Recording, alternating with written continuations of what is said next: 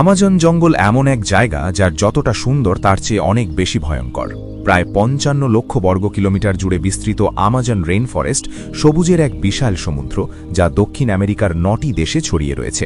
একে অনেকে পৃথিবীর ফুসফুস বলে থাকে, কারণ এটি বিপুল পরিমাণ অক্সিজেন তৈরি করতে পারে এবং জলবায়ু নিয়ন্ত্রণে গুরুত্বপূর্ণ ভূমিকা রাখে। পৃথিবীর পরিবেশের ভারসাম্য রক্ষায় এর গুরুত্ব অপরিসীম।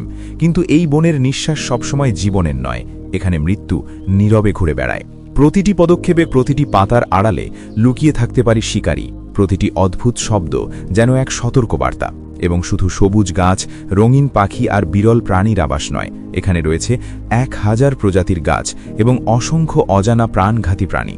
সেখানে বাস করে বিশাল গ্রিন অ্যানাকন্ডা, যা প্রায় ৩০ ফুট পর্যন্ত লম্বা হতে পারে। রয়েছে জাগুয়ার, যার এক কামড়ে শিকারের মাথার খুলি পর্যন্ত ভেঙে যেতে পারে। আছে বিষাক্ত পয়জন ব্যাংক, যার চামড়ার বিষ একাধিক মানুষকে মৃত্যুর মুখে ঠেলে দিতে পারে। এবং বুলেট পিঠরার হোলের যন্ত্রণা যেন জ্বলন্ত আগুনের দংশন। তবে শুধু প্রাণী নয়, জীবনের কিছু গাছও ভীষণ বিপজ্জনক। কিছু গাছের ছায়ায় বসা মানে নিজের অজান্তে মৃত্যুকে আমন্ত্রণ করা। কিন্তু এসবের চেয়েও ভয়ঙ্কর হল এই বনের গভীরে লুকিয়ে থাকা অজানা রহস্য, যেগুলির ব্যাখ্যা আজও বিজ্ঞান পুরোপুরি দিতে পারেননি। এমন সব গোপন সত্য, যার খবর বাইরের পৃথিবী এখনও সম্পূর্ণ জানে না। আর যারা সেই রহস্য জানতে গেছে, তাদের অনেকেই আর ফিরে আসেনি। এমনই অজানা কিছু ভয়ঙ্কর গোপন সত্য নিয়ে আজকের এই ভিডিও। তাই ভিডিওটি সম্পূর্ণ দেখার অনুরোধ রইল। আর নতুন বন্ধুরা অবশ্যই পাশে থাকা সাবস্ক্রাইব লেখাতে প্রেস করে বেল আইকনের অপশন সিলেক্ট করুন। ২০২৩ সাল ব্রাজিলের আমাজনাস অঙ্গরাজ্যের সীমান্তের কাছাকাছি ঘন আমাজন জঙ্গলের গভীরে একটি অনুসন্ধানী দল প্রবেশ করে। উদ্দেশ্য ছিল বহু বছর আগের একটি নৃতত্ব গবেষণার সূত্র খুঁজে বের করা। দলে ছিল ৫ জন সদস্য, অভিজ্ঞ বিশেষজ্ঞ, আধুনিক জিপিএস যন্ত্র, স্যাটেলাইট সংযোগ, সব ধরনের প্রযুক্তিগত সুবিধা। প্রস্তুতিতে কোনো ঘাটতি ছিল না। তারা জঙ্গলের ভেতরে ঢোকার কয়েকদিন পর হঠাৎই যোগাযোগ বিচ্ছিন্ন হয়ে যায়। কোনো সিগন্যাল নেই, কোনো বার্তা নেই। সম্পূর্ণ নিরাপদ ৯২ ঘণ্টা কেটে যাওয়ার পর ব্রাজিলিয়ান রেস্কিউ টিম অভিযান শুরু করে। দীর্ঘ অনুসন্ধানের শেষে ৫ জনের মধ্যে মাত্র একজনকে জীবিত উদ্ধার করা হয়। তার শরীর কাদামাখা, কোথাও কোথাও শুকনো রক্তের দাগ। চোখে ছিল এক অদ্ভুত শূন্যতা আর আতঙ্কের ছাপ। তিনি প্রায় কথা বলছিলেন না। বারবার জিজ্ঞেস করার পরই শুধু একটি বাক্যই পুনরাবৃত্তি করেছিলেন, বোনটা জীবিত, সে আমাকে দেখছিল। এরপর তাকে ৩ মাসের জন্য মানসিক চিকিৎসা কেন্দ্রে ডাকা হয়। তার গল্প কখনো সম্পূর্ণ জানা যায়নি, কিন্তু তার ভয়ের বাস্তবতা নিয়ে কারো সন্দেহ ছিল না। এটি শুধু একটি গল্প নয়, এমন ১০০টি নথিভুক্ত অজানা ঘটনা রয়েছে যেখানে মানুষ আমাজনের গভীরে গিয়ে নিখোঁজ হয়ে গিয়েছে। স্থানীয় কিছু উপজাতির বিশ্বাস, বনের কিছু অংশ পবিত্র নয়, বরং নিষিদ্ধ।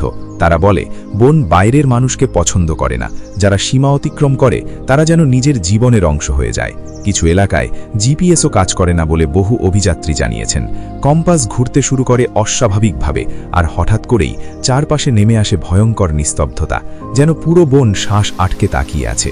তবে এবার আমরা জানব আমাজন জঙ্গলে এমন ৫টি অন্ধকার গোপন রহস্য, যা আপনাকে ভাবতে বাধ্য করবে আসলে সেখানে কি ঘটে। হারিয়ে যাওয়া উপজাতি। আমাজনের এমন কিছু গভীর অঞ্চল আছে যেখানে আজও স্যাটেলাইট ছবিও স্পষ্ট তথ্য দিতে পারেনি। সেই অন্ধকার ঘন জঙ্গলের ভেতরে এখনও বসবাস করে কিছু নন কন্ট্যাক্ট উপজাতি, যারা কখনো বাইরের পৃথিবীর সংযোগ করেনি আর করার প্রয়োজনও অনুভব করেনি। তাদের কাছে বনই সবকিছু, ধর্ম ও জীবন, বিজ্ঞান আর মৃত্যু। ১৯৯৭ সালে একটি ডকুমেন্টারি দল সিদ্ধান্ত নেয় তারা এমনই এক রহস্যময় উপজাতির খোঁজে আমাজনের এক প্রত্যন্ত অঞ্চলে যাবে। দলে ছিল ৬ জন, ২ জন ক্যামেরাম্যান, ১ জন নৃতত্ত্ববিদ, ১ জন অনুবাদক এবং ২ জন অভিজ্ঞ জঙ্গল গাইড। প্রথম ২ দিন সবকিছু স্বাভাবিক ছিল, কিন্তু তৃতীয় দিন থেকে অদ্ভুত ঘটনা শুরু হয়। রাতে দূর থেকে ভেসে আসত মৃদু ঢোলের শব্দ।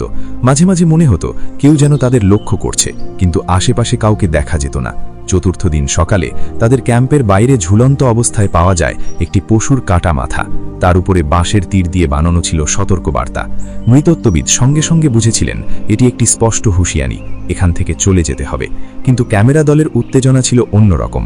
তারা ভেবেছিল এই হবে এক্সক্লুসিভ ফুটেজ, বিশ্ব প্রথমবার দেখবে এই উপজাতিকে। তবে সেই রাতেই সবকিছু বদলে যায়। বেস ক্যাম্পের সঙ্গে যোগাযোগ বিচ্ছিন্ন হয়ে যায়। স্যাটেলাইট ফোন কাজ করা বন্ধ করে দেয়।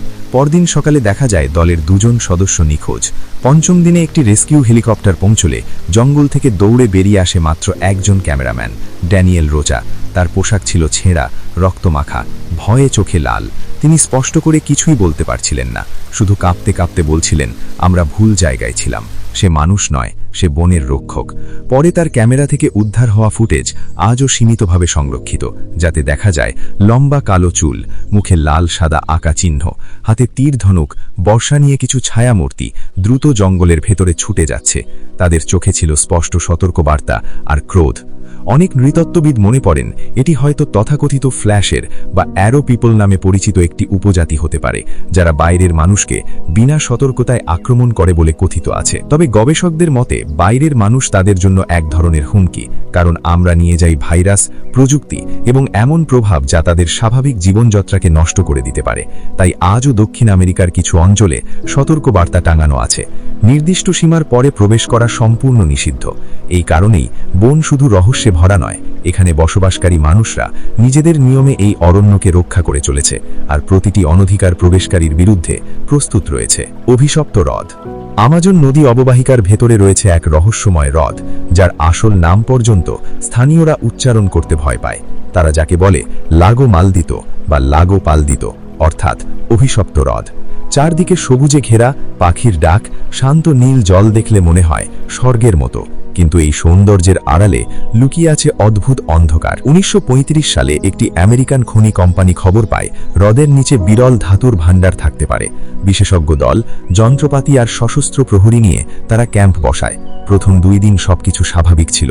তৃতীয় দিনে হ্রদের মাঝখানে অদ্ভুত বুদবুদ উঠতে শুরু করে। জলের রং সামান্য বদলে যায়। তারা ধরে নেয় এটি মিথেন গ্যাস। তবে তারা কাজ চালিয়ে যায়। পঞ্চম দিন থেকে অস্বাভাবিক ঘটনা শুরু হয়। রাতে ফিসফিস শব্দ, কেউ যেন বলছে ফিরে যাও। কিছু সদস্য দুঃস্বপ্ন দেখতে শুরু করে। কারো কারো মনে হয় জলের ভেতর মুখ ভেসে উঠছে।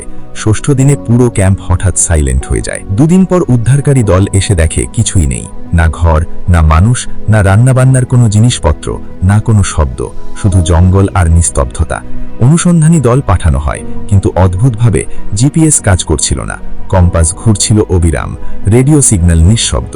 গ্রামের সীমানা পেরোতেই হঠাৎ তাপমাত্রা কমে যায়, যেন বন নিজেই শ্বাস বন্ধ করে দিয়েছে। 3 সপ্তাহ খোঁজ চালিয়েও কিছু পাওয়া যায়নি। তারপর কয়েক কিলোমিটার দূরে একটি ভাঙা ধ্বংসাবশেষের দেয়ালে লেখা পাওয়া যায়, আমরা কিছু ভেঙেছি, তাই বন আমাদের ভেঙে দেবেন। এরপর কি ঘটেছিল কেউই জানে না। কেউ বলে তারা কোনো পবিত্র বস্তু হয়তো নষ্ট করেছিল, কেউ বলে কোনো নিষিদ্ধ উপজাতি বা প্রাচীন প্রতীক স্পর্শ করেছিল। আজ সান ফেলিপে গ্রামটি মানচিত্রে নেই।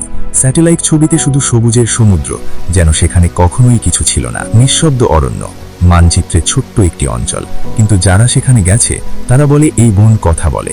গাছের ফাঁক থেকে ভেসে আসছে ফিসফিস শব্দ, যেন কেউ আপনার নাম ধরে ডাকছে। 2011 সালে প্রকৃতি আলোকচিত্রী সোফিয়া মোরালেস তার টিম নিয়ে সেখানে যান। 3 দিনের মাথায় তিনি হঠাৎ নিখোঁজ হয়ে যান। না কোনো চিৎকার, না কোনো লড়াইয়ের চিহ্ন, শুধু একটি জিনিস পাওয়া যায়, তার ক্যামেরা, একটি ভাঙা গাছের শেকড়ের নিচে পোতা। শেষ ফুটেজে দেখা যায় সোফিয়া গাছের মাঝে দাঁড়িয়ে হালকা হাসছেন। তিনি বলছেন, এখন সে আমাকে বুঝতে পারছে, সে আমাকে নিজের মনে করছে, সে আমাকে বাড়ি ডাকছে। তারপর ভিডিওটি হঠাৎ ঝাপসা হয়ে যায়। বিজ্ঞানীরা বলেন এটি হয়তো প্রাকৃতিক শব্দ তরঙ্গের প্রভাব হতে পারে। গাছের ডালপালা নড়লে নির্দিষ্ট কম্পাঙ্ক সৃষ্টি হয়, যা মানুষের মস্তিষ্কে বিভ্রম তৈরি করতে পারে। কিন্তু স্থানীয়রা মনে করে কিছু অঞ্চল শুধু বন নয়, একটি প্রাচীন আত্মা যে অনুভব করে, কথা বলে, আর কখনো কখনো একাকী মানুষদের নিজের কাছে ডেকে নেয়। কেউ বলে সোফিয়া পথ হারিয়েছিলেন, কেউ বলে তিনি আত্মহত্যা করেছিলেন, আবার অনেকে বিশ্বাস করেন তিনি এখনও সেখানেই আছেন, গাছেদের মাঝে, বনের অংশ হয়ে। কারণ আমাজনে কেউ একা থাকে না। হয়তো আপনি ফিরে আসবেন, হয়তো বন আপনাকে নিজের করে নেবেন।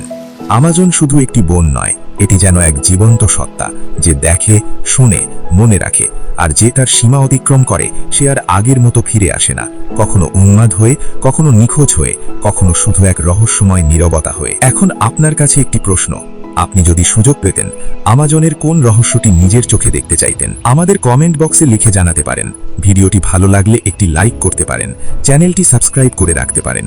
তাহলে দেখা হচ্ছে পরবর্তী নতুন একটি ভিডিওতে। ধন্যবাদ।